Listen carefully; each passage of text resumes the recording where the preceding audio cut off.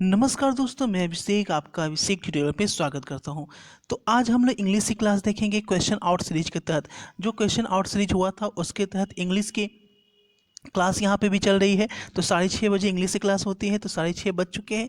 तो यहाँ पे जो भी वीबीआई होगा वो 100% आपके एग्ज़ाम में पूछा जाएगा।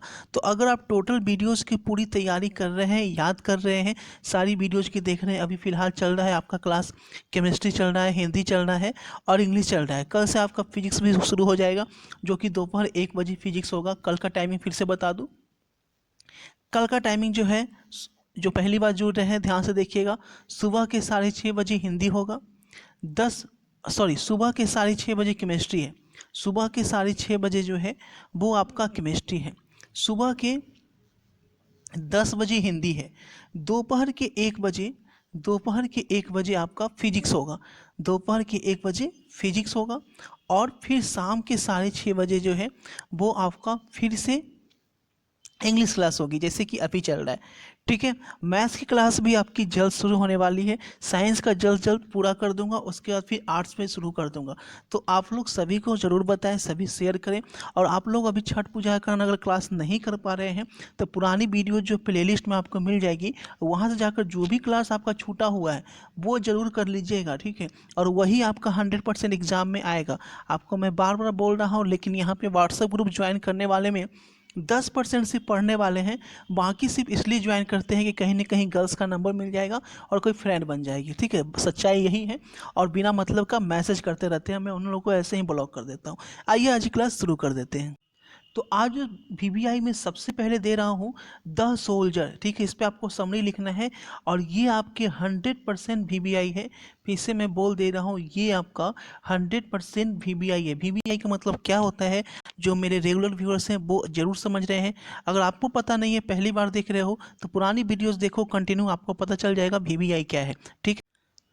The soldier is a patriotic sonnet, यानी सोल्जर जो है वो मातृभूमि का एक क्या है आपका, ठीक है, सोनेट है, जिसमें एक शहीद होने के बारे में यहाँ पे एक सैनिक की, ठीक है, अपने दर्द को यहाँ पे बयान किया है। The soldier is a patriotic sonnet. It has been compose by Rupert Brooke. ये किसके द्वारा रचित है? तो ये रूपर्ट ब्रुक के द्वारा रचित है। ध्यान दोगे कंपोज और रिटेन में क्या डिफरेंस होता है। रिटेन जो होता है, कहीं पे देखते हो रिटेन, तो जब हम स्टोरी पढ़ते हैं तो वो रिटेन होता है, वो क्या की जाती है, लिखी जाती है। लेकिन जो पोयम पढ़ते हैं वो लिखी नहीं जाती, वो कंपोज की जाती है।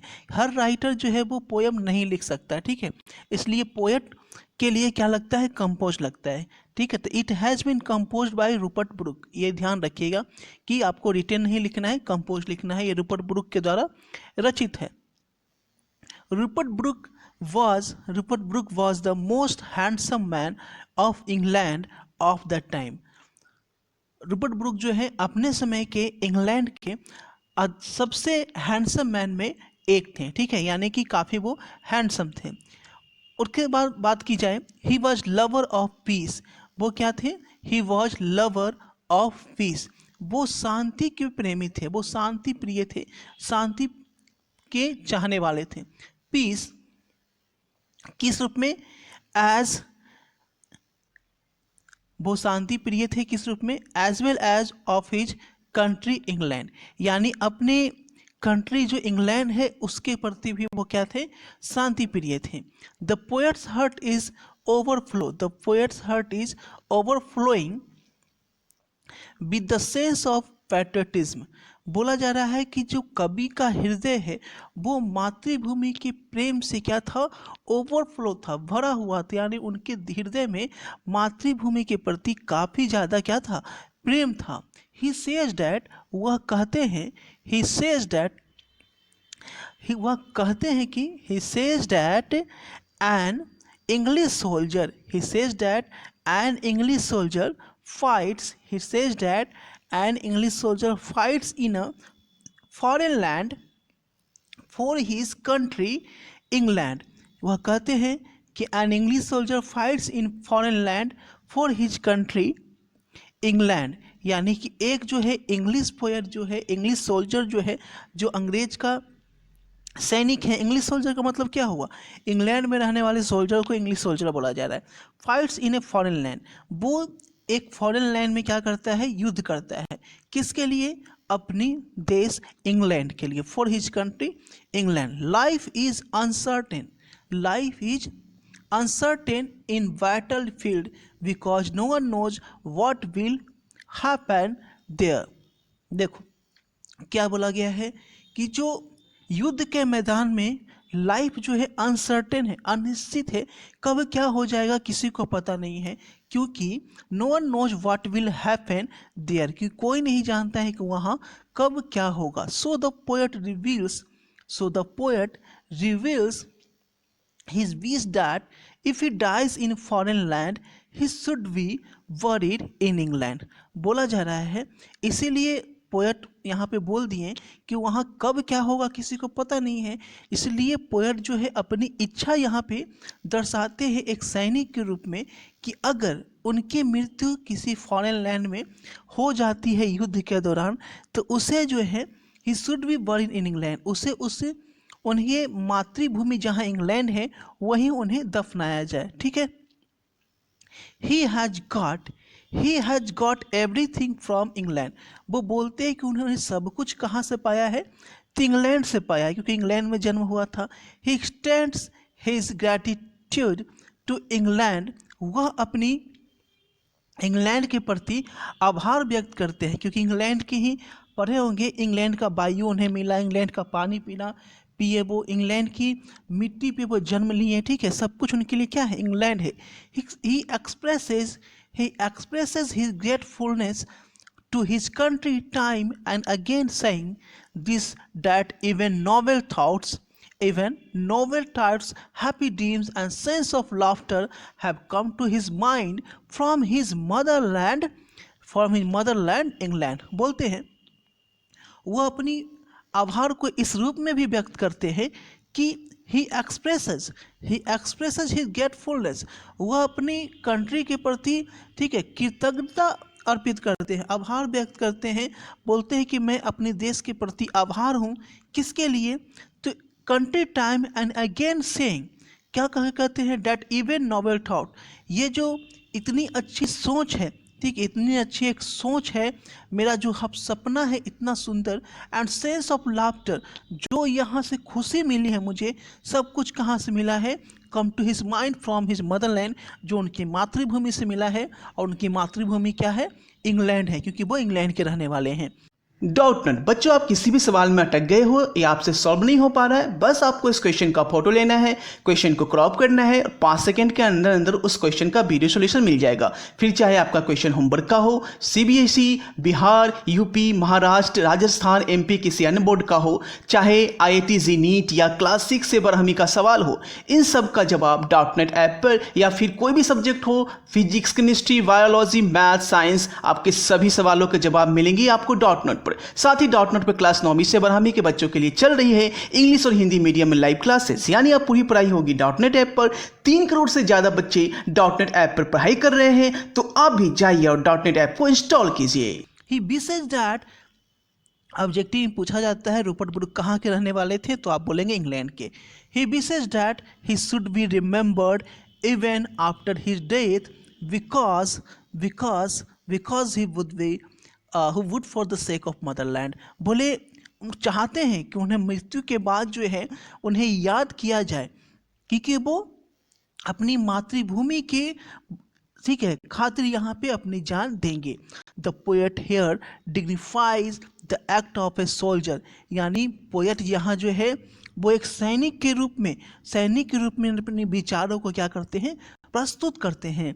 The poem gives us a strong sense of patriotism, यहाँ पे ये जो पोएम है ये अपने मदरलैंड के प्रति जो प्यार है उसके स्ट्रॉन्ग सेंस को, उसकी अपार भावनाओं को, ठीक है, पूरी भावनाओं के यहाँ पर दर्शाता है कि एक सैनिक जब युद्ध में लड़ने जाता है तो उसकी क्या ख्वाहिश होती है, उसे लगता है कि उसने जो कुछ मिला है उसकी अपनी मातृभूमि से मिला है। अगर उसकी डेथ हो जाती है, क्योंकि युद्ध के मैदान में मृत्यु अनिश्चित है, कब हो जाएगी किसी को पता नहीं। अगर उसकी मृत्यु हो जाती है तो उसे याद किया जाए एक मार्टियर के रूप में, एक शहीद के रूप में, एक सोल्जर के रूप में। और ठीक है, और वो आभार व्यक्त करता है कि मैं अपने देश का बहुत ऋणी हूँ कि मुझे देश से इतना कुछ मिला है। तो ये आपका द सोल्जर है, इस तरह से आपको वहाँ पे लिखेगा तो आपको नो डाउट फुल मार्क्स आपको वहाँ पे मिलेंगे। जिस तरीके से मैं हिंदी करके ये बताया हूँ, हिंदी करके इसलिए बता रहा हूँ क्योंकि अगर आप वहाँ पे भूलते भी हो तो अगर आपकी इंग्लिश ट्रांसलेशन थोड़ी सी अच्छी है तो आप खुद से ट्रांसलेट करके भी वहाँ पे कर सकते हो। लेकिन आपको करना क्या है, आप लोग नोट्स ज़्यादा बनाते हो, पढ़ाई कम करते हो। नोट्स बनाओ, कोई दिक्कत नहीं। इंग्लिश हिंदी के नोट्स बिल्कुल नहीं बनाओ, मैं बार बार बोलता हूँ। इंग्लिश हिंदी के सिर्फ वीडियोज़ देखिए, आप सुनिए उस चीज़ को, ठीक है। वीडियो को छोड़ दीजिए, सिर्फ आंख बंद करके सुनिए और आप सुनकर भी आप यहाँ पे याद कर सकते हैं। नेक्स्ट क्वेश्चन की ओर बढ़ते हैं। नेक्स्ट जो है आपको दिखाना है कि ये लाइन किस पोएट ने लिखी है। Name the poet who wrote. तो पहला है I harbour for good or bad, I harbour for good or bad, I permit to speak at every hazard. ठीक है, तो यहाँ पे इसको जानेंगे कि ये लाइन किसने लिखी है। तो ये आपको बता दूं, जल्दी से आप लोग नोट कर लीजिए कि ये लाइन किसने लिखी है। तो ये लाइन लिखी गई है आपके वॉल्ट व्हिटमैन के द्वारा, वॉल्ट व्हिटमैन के द्वारा, WALT, Walt Whitman, WHITMAN, Walt Whitman के द्वारा लिखी गई है। नेक्स्ट है आपका yesternight the sun went hence and yet is here today. ये किसके द्वारा लिखी गई है। तो ये जॉन डन के द्वारा लिखी गई है, JOHN, John Donne, John Donne के द्वारा यहाँ पे ये लिखी गई है। Yesternight the sun went hence and it is here today, John Donne के द्वारा लिखी गई है।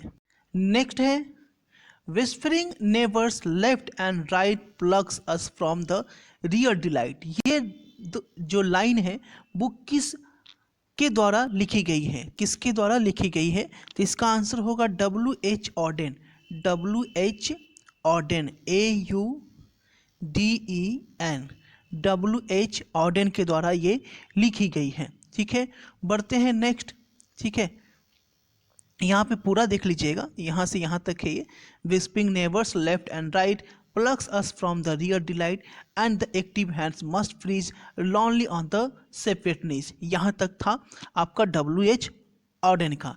नेक्स्ट है I think she was the most beautiful lady that ever was in the west country। ये किसके द्वारा लिखी गई है। तो ये वॉल्टर डिलामेयर के द्वारा लिखी गई है। ये किसके द्वारा लिखी गई है। तो वॉल्टर, ठीक है, वॉल्टर डिला मेयर के द्वारा लिखी गई है। ठीक है, नेक्स्ट है आपका if I should die I think only this of me, there is someone corner of foreign field that it's for ever England. अभी बताएं इसका क्या होगा, अभी बताएं किसके द्वारा लिखी गई है। कि ये सोल्जर का है और सोल्जर किसका था। ये समरी अभी जस्ट किया हूँ द सोल्जर का।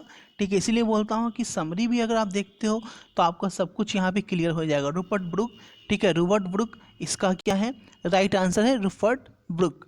ठीक है, तो बढ़ते हैं अगले क्वेश्चंस की ओर। नेक्स्ट है आपका the burning Ghat erupted, the burning Ghat erupted phosphorescence and wandering ghost light frightened passers-by as moonlight scuttled among the bones. The burning heart erupted phosphorescence and wandering ghost light frightened passers-by as moonlight scuttled among the bones। ये किसके द्वारा लिखी गई है। तो देख लेते हैं तो किसके द्वारा लिखी गई है। आपको बताए थे ये KN दारूवाला के द्वारा लिखी गई है। कल की क्लास में इसका समरी भी करवाया था। ठीक है, कल की क्लास में ये समरी भी करवाया गया था। ठीक है, तो KN दारूवाला जो है एंग्लो इंडियन है, सब कुछ आपको बताया गया है। तो ये इसका राइट आंसर KN दारूवाला हो जाएगा। नेक्स्ट जो है आपका है where are the songs of spring, where are the songs of spring. Ay where are they, think not of them, thou hast thy music too, ये लाइन किस पोएट के द्वारा लिखी गई है? तो ये लाइन जो लिखी गई है उसके जो राइटर हैं, ठीक है, क्या है आपके जॉन कीट्स के द्वारा लिखी गई है। ये लाइन किसके द्वारा लिखी गई है? तो जॉन कीट्स के द्वारा लिखी गई है, ठीक है। तो ये थे आपके आज के वीवीआई क्वेश्चंस और इसमें कुछ वीवीआई भी थे।